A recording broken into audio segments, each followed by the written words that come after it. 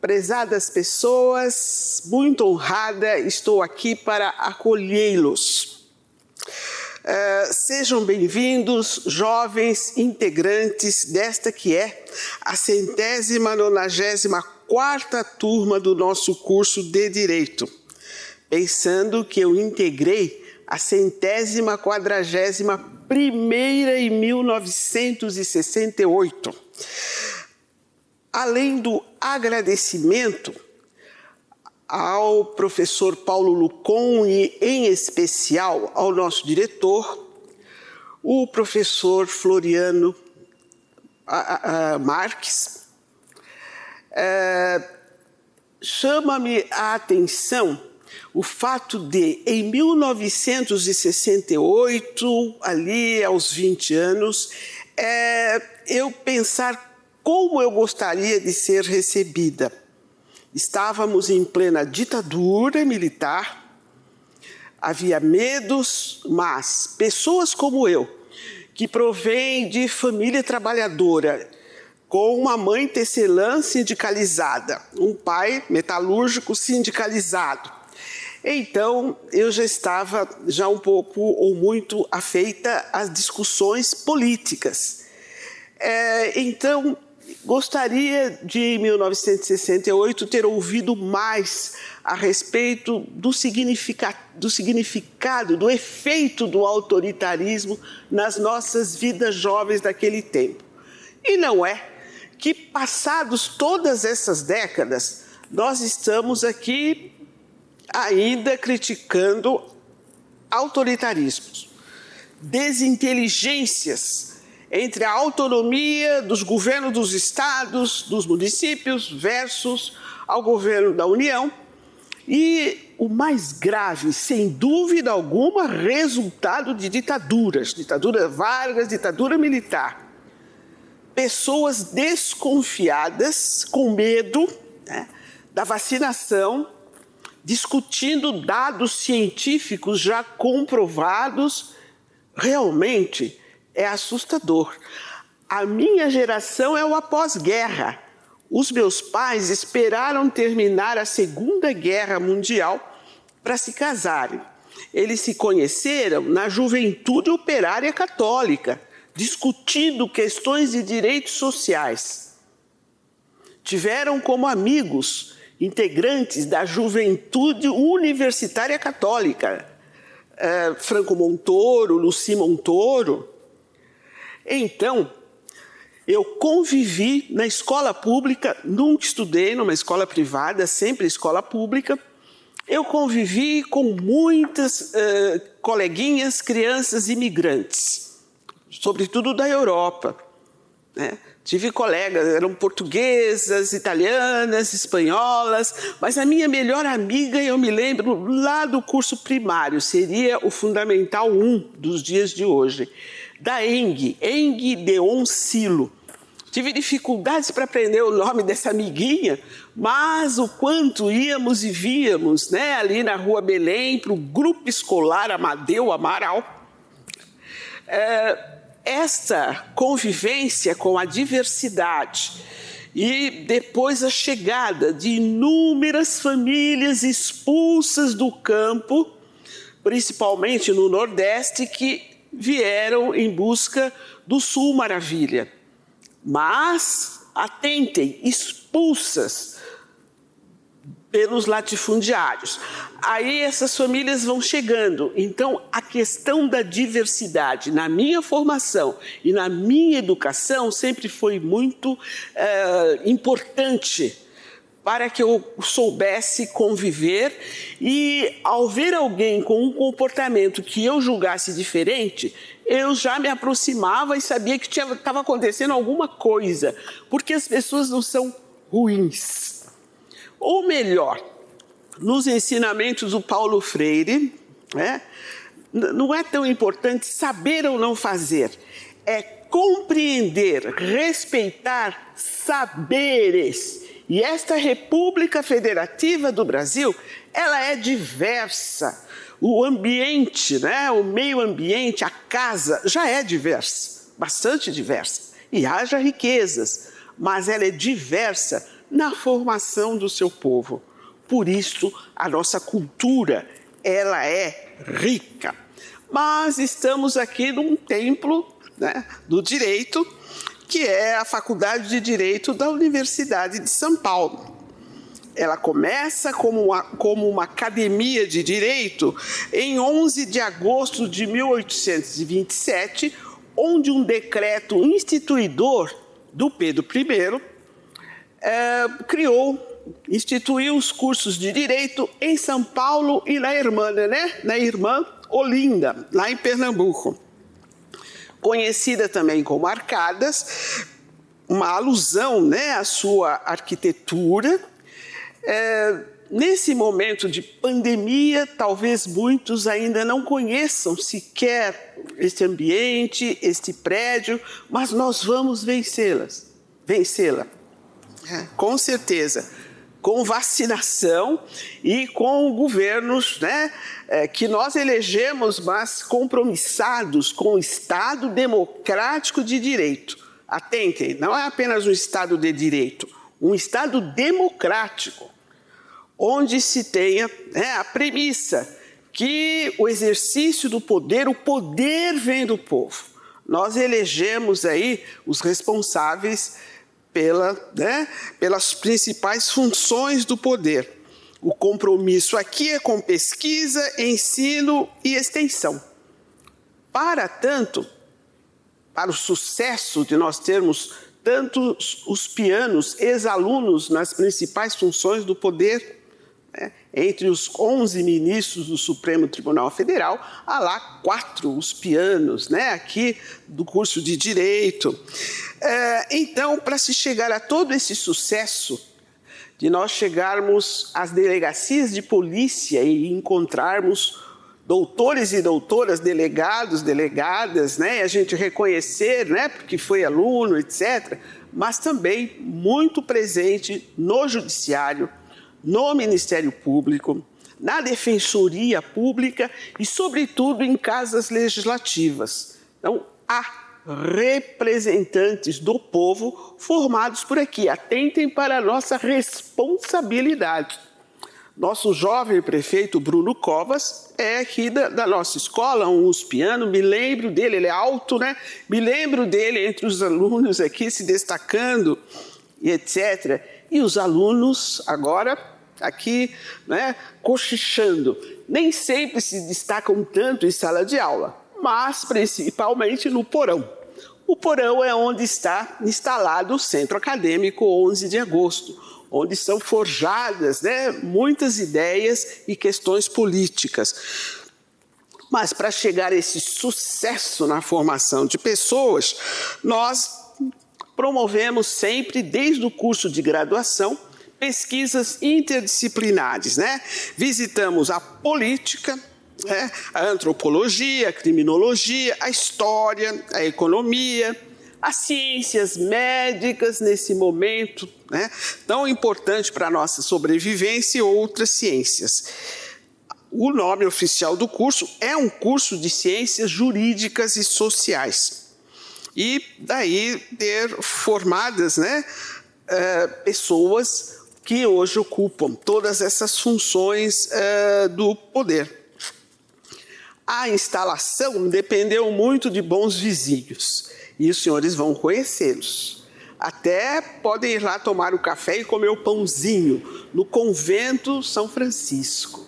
A escola funcionou até 1920 no Convento São Francisco. Depois teve uma catástrofe, um incêndio, e foi construído o prédio atual né? E aqui estão as arcadas até hoje. Mas, voltando no tempo, em 1903, a fundação do Centro Acadêmico 11 de Agosto. Aqui a academia faz uma parte, mas o porão, o Centro Acadêmico 11 de Agosto, faz a outra parte, né? Na formação dessa juventude. Um outro fato meritório. 1919 foi criado o Departamento Jurídico 11 de agosto, que propiciou, bem antes das defensorias públicas, né, propiciou o direito de acesso à justiça gratuitamente. Né? E foi o primeiro na América Latina com esse enfoque. Né? 1934, um momento importante, a promulgação da primeira Constituição brasileira de cunho social. Então, pela primeira vez, a Constituição brasileira acolhe direitos sociais, mas é também o momento de instituição da Universidade de São Paulo. E aí ela incorpora as escolas já existentes, como a Academia aqui de Direito, mas também a Faculdade de Medicina, a Escola Politécnica, são anteriores à própria universidade, mas em 1934 todas passam a incorporar a universidade. Falávamos aqui sobre alguns heróis que estão aí nas funções públicas para o bem e para o mal, mas eu diria que a maioria que saiu daqui saiu de boa cabeça, fazendo boa política. Os senhores logo vão tirar aí suas conclusões. Mas vários movimentos políticos importantes aqui no Brasil, né? A luta pela República, o abolicionismo, foram questões políticas muito bem enfrentadas por aqui. Como história os senhores conhecem, nem vamos adentrar, mas quero me referir como mulher negra nessa República, né, ao Luiz Gama. Luiz Gama foi aluno ouvinte, como um cidadão negro aqui da cidade de São Paulo no século XIX, ele foi proibido, né? Ele não foi aceito aqui como aluno. E dizem, né, a história diz que a direção e professores aqui da Faculdade de Direito na época não o aceitaram, mas por parte do alunado também houve, né, protestos contra a presença dele, mas ele, né, estudou aqui como ouvinte, esteve presente nas bibliotecas, se tornou depois funcionário público e se tornou um ativista abolicionista, jornalista e rábula. Então, pessoas que conheciam direito advogavam. Ele advogou como rábula, chegando, né, a libertar em juízo, em processos judiciais, 500 pessoas escravizadas. E eu, que sou uma dalariana, já desde a minha dissertação de mestrado, não utilizo mais o termo escravidão.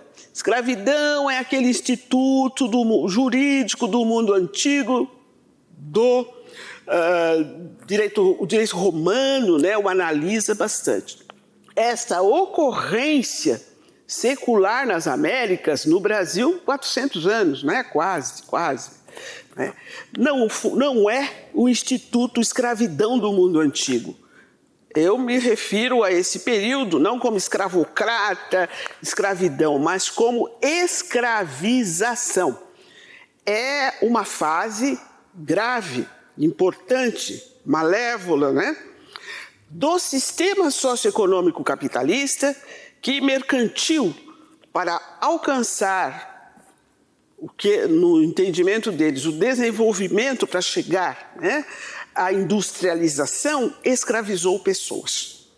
Hoje, quando buscamos reparações, políticas de ações afirmativas internamente aos estados, formas pacíficas e legais de promover uma igualdade substancial. Mas a nível internacional, ainda precisamos conversar. a gente tem que sentar. Com quem que vamos nos sentar? Com, né, as demais pessoas jurídicas de direito público internacional, né, ou seja, os diversos estados, países do mundo, provavelmente na ONU, para discutir isto. Nesse momento, presto uma homenagem a uma pessoa que morreu, vitimada de coronavírus, Dr. Osmar Gaspar, fez o seu doutorado aqui na Faculdade de Direito, estava fazendo um pós-doutorado na Europa. E entre a sua principal tese ali é o desenvolvimento de determinados estados que propiciam hoje excelente qualidade de vida para o seu povo. Mas chegou até lá porque foram os primeiros a se industrializar e se utilizaram e muito da escravização. Muitas vezes os nomes nem aparecem na nossa história. Bélgica, Suíça, a Inglaterra, esta muito presente, né? Essa irmã é muito presente. Inglaterra, né? Até cidades na Inglaterra que se desenvolveram e cresceram, criando e desenvolvendo um certo tipo de navios, muito úteis no seu tempo. Navio negreiro. A Holanda, pois é, a Holanda tem até um código, né? Código negro, se referindo a esse tráfico de pessoas. Então, essa fase da escravização é muito grave. Trabalho lá com o prefeito, ele sempre está me lembrando, o que a gente sabe, mas é bom lembrar, que a nossa formação lembra, a nossa sociedade brasileira tem uma forma piramidal, sim. E nessa parte, na base da pirâmide muito larga, estão os pobres, estão as famílias negras. Então, quando vou exercer uma gestão pública lá, a liderança, ele é o líder porque foi eleito pelo povo, né? Ele lembra, olha, professora, todas as ações a gente tem que começar a pensar da base da pirâmide, esse é o meu compromisso, etc., né? Mas aí está o nosso Luiz Gama, que lutou contra essa escravização, inclusive para provar a sua própria liberdade. Sabiam da história dele? Pois é, ele era filho de um fidalgo português com uma negra liberta, ele nasceu livre na Bahia. A mãe dele, né, Luísa Maim, era uma ativista abolicionista que, inclusive, perdeu a vida nos movimentos, né, quilombolas, nas lutas contra a escravização. E ele é vendido lá na Bahia pelo seu pai para pagar dívidas de jogo. E ele é escravizado. Ele é vendido como escravo, sendo um cidadão. Ele tinha 10 anos de idade. E ele consegue depois fugir para São Paulo, e é aqui que somente aos 17 anos ele é alfabetizado, mas, no entanto, prestou todo esse serviço público relevante junto ao judiciário, libertando ali escravizados. E hoje os senhores vão conhecer, e presencialmente, quando vencermos, né, a pandemia, a Sala Luiz Gama. Também uma conquista que adveio de ações de alguns professores, mas principalmente de lideranças do Centro Acadêmico 11 de Agosto. Nós temos aí a Sala, né, Luiz Gama, e também a Sala Ada Pellegrini Grinover. Então, nós temos a sala aí com o nome deste negro lá do século XIX, e todas as salas tinham nome de professores, de pessoas importantes aí no direito, mas só homens, né? Mais uma vez, né, a gestão aqui do professor Floriano, o nosso jovem diretor, a gente diz, porque ele é bastante jovem, inovador, democrático, aí está, né? A Sala Ada Pellegrini Grinover, o nome da jurista, processualista, e haverá outras salas com o nome de mulheres. Acolher Luiz Gama, acolher mulheres juristas, no caso, professora daqui, a professora Ada Pellegrini Grinover, é o respeito à diversidade. Não há Estado democrático de direito sem o respeito à diversidade. Um pouco mais de 200 professores temos aqui na casa, mas apenas 27 professoras. O que é que há, não é? No século XIX, o primeiro professor negro foi o Rubino de Oliveira. Também já foi dado o seu nome agora a uma das salas, né? Muitos destaques, né, para Pedro Lessa e outros, mas no século XX eu lembro do estruturador do direito do trabalho no Brasil, o professor Antônio Cesarino Júnior, né? Então, que ele já estava se aposentando, né? Eu fui aluna da assistente dele, a Marli Carboni, mas cheguei a conhecê-lo pessoalmente. Então, nesta sociedade onde o negro contribuiu durante séculos, né? Mas depois vai enfrentar a discriminação no mercado de trabalho também. E as mulheres negras? Bom, tem que destacá-las, porque as primeiras famílias negras, que hoje continuam na base larga e pobre da pirâmide, são sustentadas, né, nos inícios do século XX pelas empregadas domésticas. E que trabalhador é esse, o trabalhador doméstico? Veja, 1888 terminou a escravização. Somente com essa Constituição de 1988, finalmente, o empregado doméstico terá direito a salário mínimo, uma série de direitos sociais, né? Mas e esse período todo, né? Até 1988, que empregado foi esse, o empregado doméstico? Uma profissão exercida principalmente por mulheres e por mulheres negras. O que é isto? Isto é servidão. O Brasil teve servidão. Veja a que ponto chegou aqui a nossa república, né? Então, nós temos, né, hoje uma outra realidade. Louvamos, né, aí todas essas iniciativas da atual diretoria da Faculdade de Direito, mas nesta saudação inicial não poderia deixar de também lembrar aqui aos senhores que nessa escola o que tenho desenvolvido é uma teoria crítica de direitos humanos, sob a orientação do professor Dalbo de Abreu Dallari. Não é apenas, né, demonstrar conhecimentos aos alunos, né, ou enumerar, conceituar direitos humanos. Os direitos humanos já foram muito romanceados através da história. O que temos hoje, desde 1988, são os direitos humanos como fundamentais, indisponíveis. Se a Constituição diz que aqueles direitos são indisponíveis, mas onde estariam os deveres? No próprio sentido do termo. Há muitas obrigações de fazer e de não fazer, principalmente com os governos, para garantir os exercícios de direitos individuais, sociais e coletivos.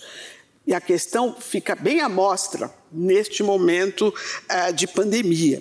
E uma teoria crítica de direitos humanos significa desconstruir arbitrariedades e enfrentar patriarcado, que é visível para todos, né? Integrado, ele é masculino, branco e provavelmente católico e evangélico, mas enfim, aí tem uma parede a ser desconstruída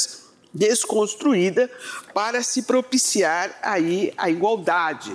Visito aqui um outro jurista que talvez os senhores até já conheçam, Fábio Conder Comparato.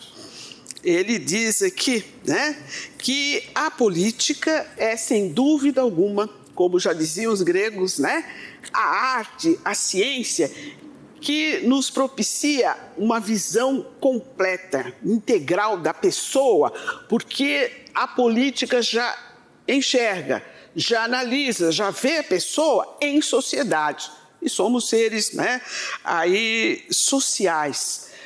Como sou feminista, lembro ainda uma pensadora norte-americana, Marilyn Frye, uma outra, Iris Young, essas feministas norte-americanas fazem uso da metáfora da gaiola.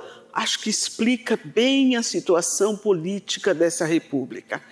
Os pássaros estão na gaiola, são de diversas cores, tipos, tamanho, né? Então, os pássaros estão todos engaiolados. Só que é da natureza, questão ontológica, é da natureza dos pássaros voar, liberdade. E eles não podem. É muito importante para os pássaros conhecerem cada grade da gaiola, cada fiozinho, não é? Os lados da gaiola, é muito importante. Mas a visão libertadora há que ser macroscópica. Tem que integrar todos, porque é política. Ninguém está seguro no Brasil hoje. Estou lá na prefeitura, vejo um determinado vereador que tira foto assim com armas na mão. Olha, cada um pensa como quer e ele foi eleito pelo povo, a gente respeita.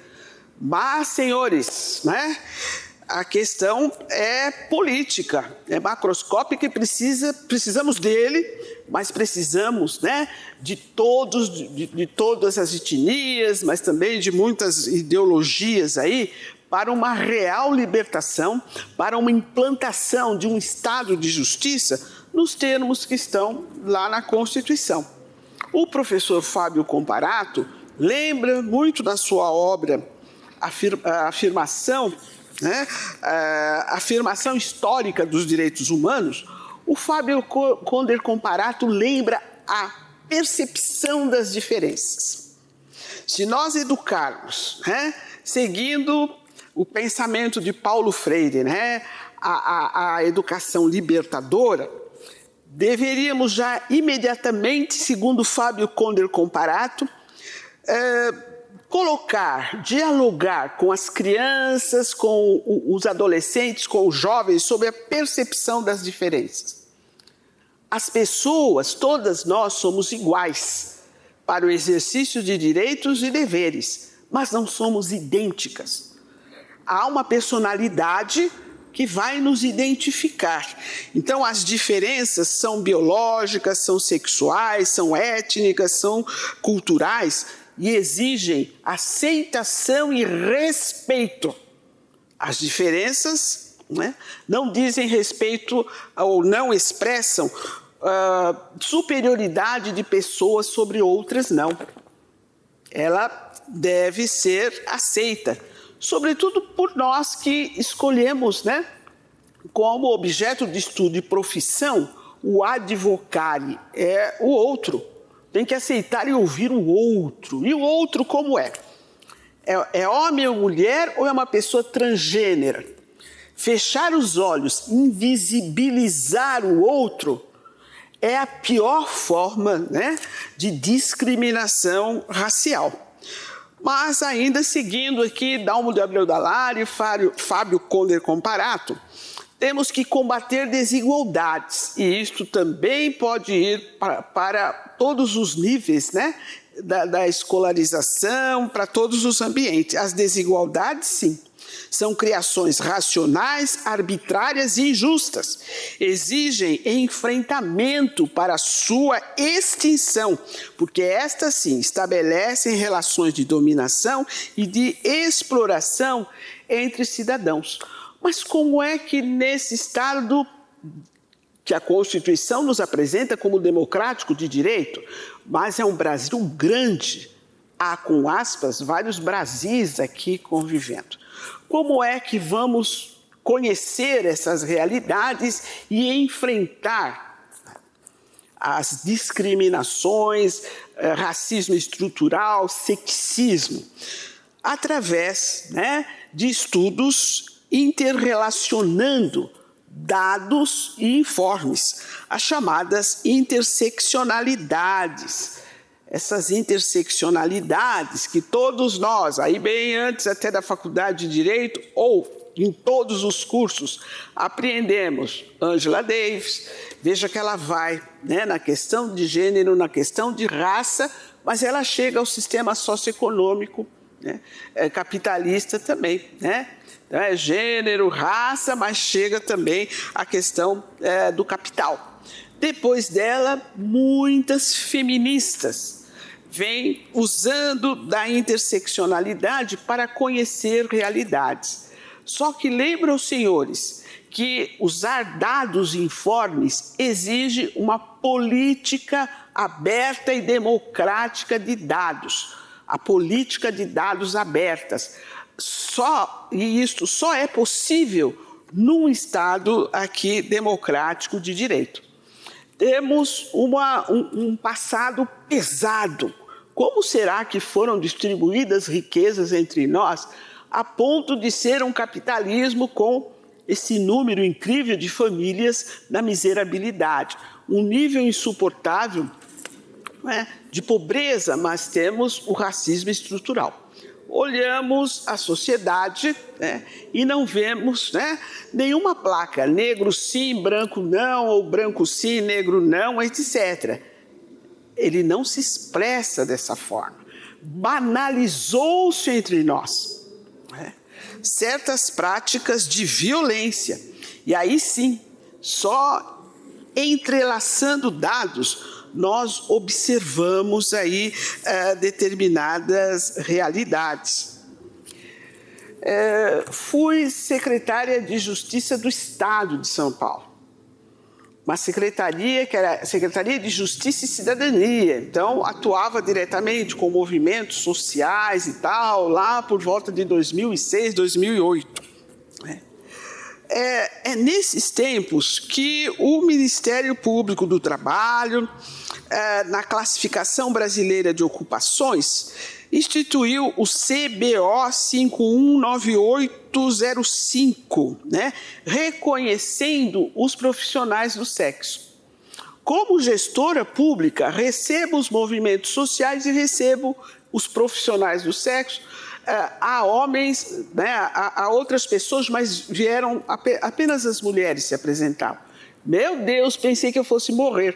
Não por elas, que chegavam querendo conhecer que direitos tinham, conhecer, né,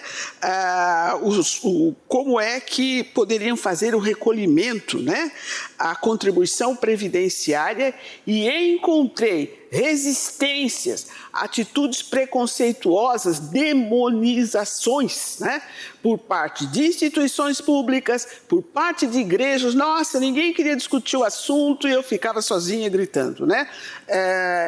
Só para contar uma parte do que é ser gestor público nesta sociedade.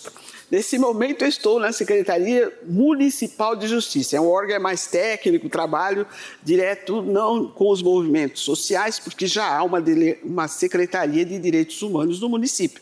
Trabalho mais com a Procuradoria Geral do município, também muitos os pianos nas procuradorias do Estado e do município, né? Então, isto é, sem dúvida alguma, resultado dos 400 anos da escravização, onde, segundo o Evaristo Moraes, em duas obras, Escravidão no Brasil, Campanhas Abolicionistas, Evaristo de Moraes, com documentos, o autor demonstra que as famílias escravizadoras utilizavam as escravas no meretrício.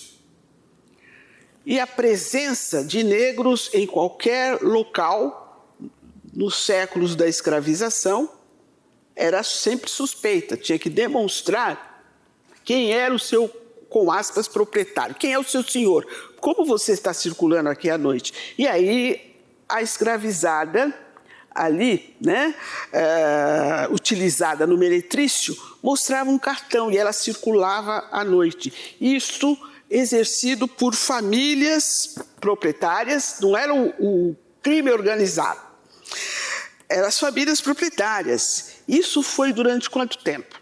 O nosso Código Penal de 1830, chamado de Código Criminal de 1830, não criminaliza lenocínio. O que é lenocínio?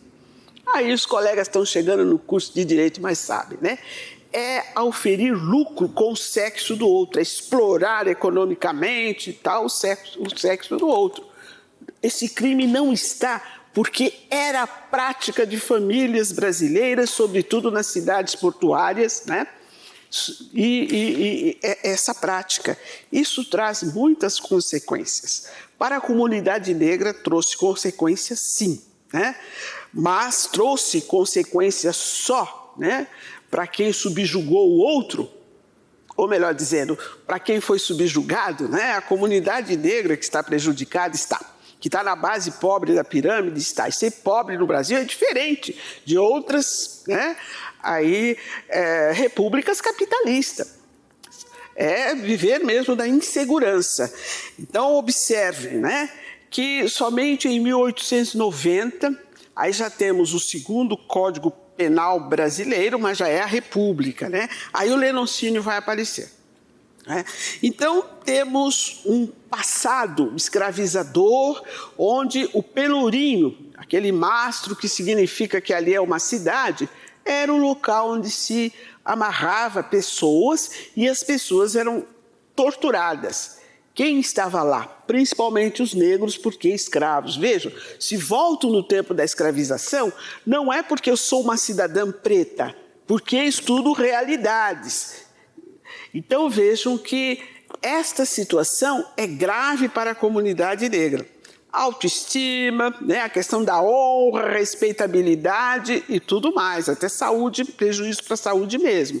Mas quem subjugou o outro? Quem torturou o outro? Com que caráter ficou?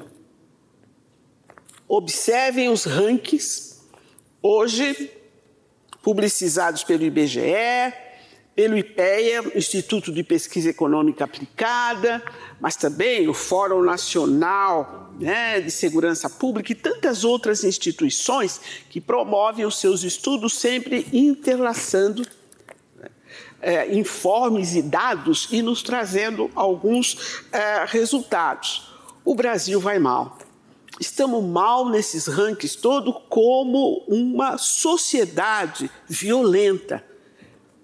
São muitos anos de práticas violentas. O resultado não podia ser outro, mas aqui estamos sob a égide de uma Constituição onde os movimentos sociais, em uníssono, né, em ação conjunta, discutindo, promovendo manifestações públicas, enfrentaram a ditadura militar com a ajuda da Anistia Internacional.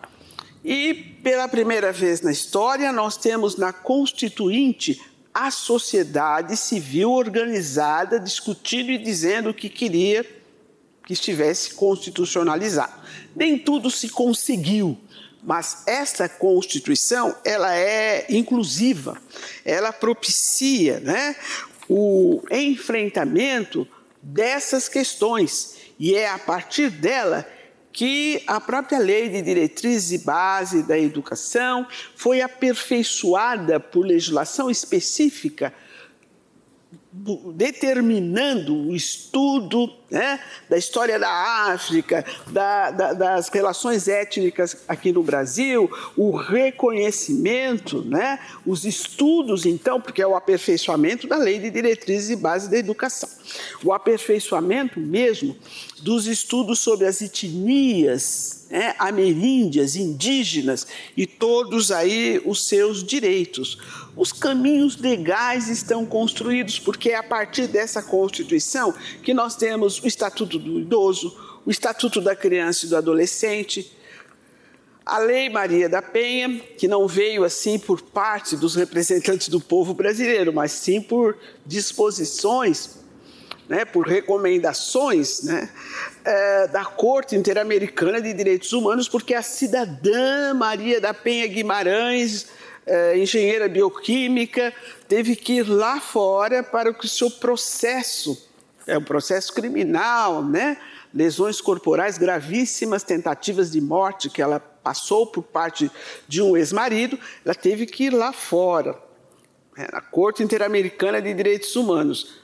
O seu processo, aí sim, ele prospera no Brasil por recomendação, após a recomendação Corte Interamericana de Direitos Humanos. E entre as recomendações vem que o Brasil, diante dos números assustadores de violências praticadas no âmbito doméstico, nos espaços onde a pessoa convive intimamente, no âmbito familiar, e aí de família brasileira todo mundo entende, né? Não precisa vir nem o curso aqui é o curso de Direito. A nossa família é formada por compadres, ex-marido, ex-noivo, noivo, marido, etc. Há muita gente, muitas pessoas, né, nessa família brasileira. Pois é, a ocorrência, então, de violências graves, vitimando mulheres e tal. Então, a Lei Maria da Penha, né, essa questão da violência doméstica já está no artigo 226, parágrafo 8º da Constituição Federal, mas para ser implementado, há tristes ocorrências e a Corte Interamericana vem aí a dizer, né, a exigência de se criar uma legislação específica. Então, senhores, o enfrentamento, né, de obstáculos ao exercício de direitos humanos não é algo simples.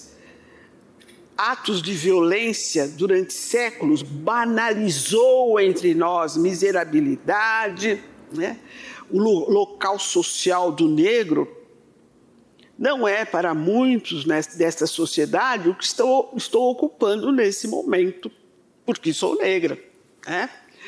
Enfim, há o que enfrentar, mas há sobretudo os senhores.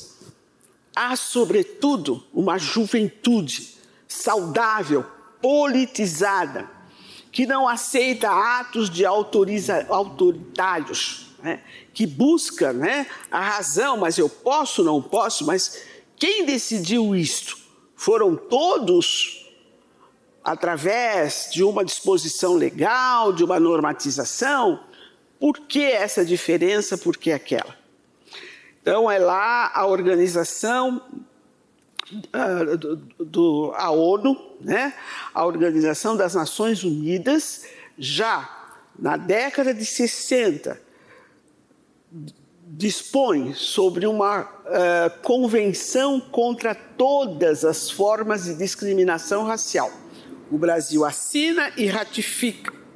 Fez 50 anos em 2019. Então, ali no seu artigo 4º estão disposições nessa convenção sobre tratamentos especiais, diferenciados, que deverá ser, né, conforme aquele compromisso que o Brasil não só assinou, ratificou, já era direito brasileiro a partir de 1969, pouco mais de 50 anos atrás, que tratamento diferenciado a grupos que historicamente, né, que por razões, né, de discriminação racial, etc., não integraram o desenvolvimento daquelas nações, daqueles estados.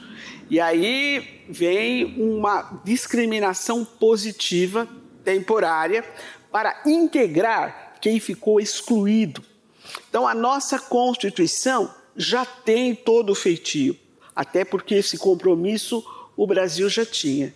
E aí tive a honra de, neste mesmo ambiente, não foi aqui não, foi no térreo, na sala do estudante, né, enfrentar uma outra colega, uma advogada, justamente do escritório que levou lá ao Supremo Tribunal Federal a questão das cotas étnicas nas universidades públicas. A legislação não era de São Paulo, mas acho que do Rio de Janeiro.